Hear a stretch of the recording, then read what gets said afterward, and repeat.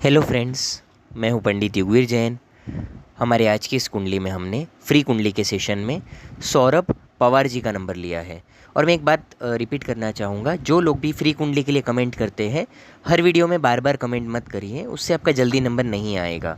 हम लोग स्टार्टिंग से वीडियो के नंबर वाइज ही ले रहे हैं, तो आपको बार बार आप बाद में कमेंट भी करते हो तो हम लोगों की नज़र में भी नहीं आता है, उससे पहले आपका नंबर आ जाता है, बल्कि कन्फ्यूज़न होता है हमें। इसलिए एक ही बार कमेंट करके वेट करिए, अब सबका नंबर आएगा। हम लोग धीरे धीरे सबका नंबर लेते जाते हैं। तो चलिए सौरभ पवार जी की कुंडली हम लेते हैं। इन्होंने हमें पुणे महाराष्ट्र से कांटेक्ट किया है। शादी कब और कैसे होगी, लव या अरेंज, इनका ये सवाल है। तो चलिए सौरभ पवार जी, देखते हैं आपके चार्ट में क्या है। देखिए, इनका आपका जो 5th हाउस का जो लॉर्ड है, लव लॉर्ड है, वो है बुध, और वो 7वें घर में सप्तमेश सूर्य के साथ बैठा है। तो यहाँ पे लव मैरिज के चांसेस तो बन रहे हैं, अच्छे खासे बन रहे हैं। लेकिन हो क्या रहा है, यहाँ पे सामने शनि बैठे हैं प्रतियुति में, और वो सूर्य शनि का पितृदोष भी बन रहा है, बुध के साथ भी प्रतियुति हो रही है। और दूसरी बात, 8वें घर में शुक्र नीच का है। लव मैरिज के लिए शुक्र की स्थिति भी अच्छी होनी ज़रूरी होती है। एक तो बहुत स्ट्रॉन्ग योग बना आपका लव मैरिज का, लेकिन दूसरा योग जो है शुक्र ने उसे ज़रा भी सपोर्ट नहीं किया है। इसके लिए यहाँ पे जो लव मैरिज का योग है वो एक बहुत ही कमज़ोर योग बनकर रह गया है। तो उसके चांसेस खाली 30-35% ही रह गए हैं। तो खाली 70% अरेंज के चांस यहाँ पे बन चुके हैं अब, और 30% ही आपको लव के चांस है यहाँ पे। दूसरी बात, अब बात सिर्फ लव और अरेंज की नहीं है। अब बात क्या है, आपने बोला शादी कब होगी। एक योग आपका अभी चल रहा है 2023, मई 2023 के पहले शादी होने का एक योग अभी आपको चल रहा है, हाल फिलहाल चालू है, और ये 2023 के मई महीने से पहले तक में हो जाने की अच्छी खासी संभावनाएं हैं यहाँ पर। लेकिन आपकी कुंडली में शुक्र जिस तरह नीच का है 8वें घर में, और 7वें घर के साथ जिस तरीके से पितृदोष बन रहा है, 7वें घर में सूर्य है, लग्न में शनि है, इसको ज्योतिष शास्त्र में प्रतियुति कहा जाता है। जब दो लोग साथ में, दो ग्रह साथ में बैठते हैं उसे युति कहते हैं। जब दो ग्रह सामने सामने बैठते हैं, 7वीं दृष्टि से एक दूसरे को देखते हैं, उसे प्रतियुति कहते हैं।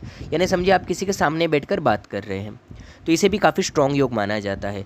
और ऐसे पितृदोष में अक्सर देखा जाता है, अगर एक साथ के भाव के पितृदोष होता है तो उसमें अक्सर देखा जाता है कि मैरिज लाइफ बहुत ज़्यादा सेटिस्फेक्शन वाली नहीं होती है। दूसरी बात, वैसे भी कुंभ लग्न है, लग्न का मालिक है शनि, 7वें घर का मालिक है सूर्य। वैसे भी कुंभ लग्न वालों में थोड़ा बहुत मतभेद लग्न से ही उनको मैरिज लाइफ में मिल जाता है। और उसके बाद अगर प्लानेटरी पोजीशन अगर ऐसी आ जाती है कुंभ लग्न वाले जातक की, कुंभ लग्न वाले इंसान की, तो उसके लिए वो और भी ज़्यादा नेगेटिव बात हो जाती है। अब यहाँ पे क्या है कि आपको शादी से पहले आपको अपने जो कुंभ विवाह जो होता है, ब्राह्मण को बोलिए, कुंभ विवाह की विधि करवाते हैं वो लोग। जेंट्स की अर्क विवाह की विधि होती है, आप कोई भी नाम लोगे वो समझ जाएगा, और वो विधि आपको करके देगा, शादी से पहले ज़रूरी है।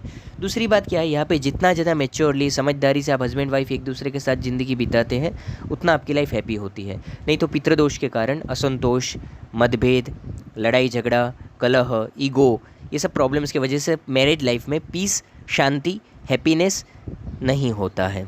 और 8वें घर का शुक्र, नीच का शुक्र, पति पत्नी के वियोग के स्थान में जब ऐसा ग्रह आता है तो ये कहीं ना कहीं डाइवोर्स योग के तरफ भी सूचना देता है। एक योग होता तो चलो उसे हल्के में लिया जाता, लेकिन यहाँ पे जब दूसरा योग भी इतना स्ट्रांगली फॉर्म हो रहा है, तो शादी से ज़्यादा आपको ये भी ध्यान रखना है कि आपको शादी से पहले कुंभ विवाह, अर्क विवाह की जो विधि है, ये एक बार ब्राह्मण को बोल के करवा लेना है। आपके जो फैमिली के जो भी ब्राह्मण हैं उनको बोलिए, वो कर देंगे। 4,000 के आसपास खर्चा आएगा। सिटी में आपको 10, 11, 15,000 बोलेंगे तो उन्हें बोल दीजिएगा कि 4,000 में दूसरे ब्राह्मण करते हैं, आप भी कर दीजिए, वो कर देंगे आपको।